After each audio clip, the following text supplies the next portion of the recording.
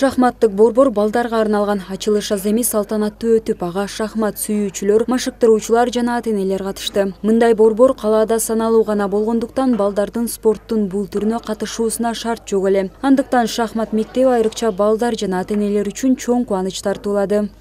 Очень много интереса, потому что Башкы офисте 200-гө чукул бала машыгат. Ата-энелер кичи райондордо ачууну суранышкан, кызыккандар көп. Менин кызым да шахмат ойнойт. Мурун республика чемпионатында 2-3 кыз эле ойносо, азыр болсо оюнчулардын саны көп. Ошондой эле буга чейин мен спорт мектептерде ижарага ыңгайсыздык менен иштеп келгем. Ал эми учурда ушундай шахмат мектептерди ачып жатабыз. Бул биз үчүн ийгилик.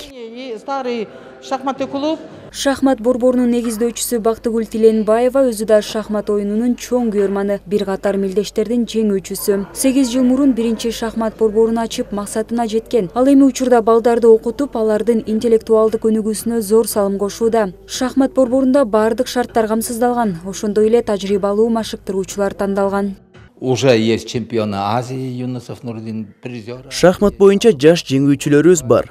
Юнусов Нурдин, Алубаков, Орозбаев Элдияр, Жунусбекова Аймончок, Шаршембеков Эмир жана башка бир канча Азия жеңүүчүлөрүбүз бар. Акыркы 5 жылдан бери шахмат болгон кызыгуу күч. Дээрлик бардык балдарга. Билим берүүчү жайларда, мектеп, бала бакчаларда шахмат борборлорун ачуу мерчемделүүдө.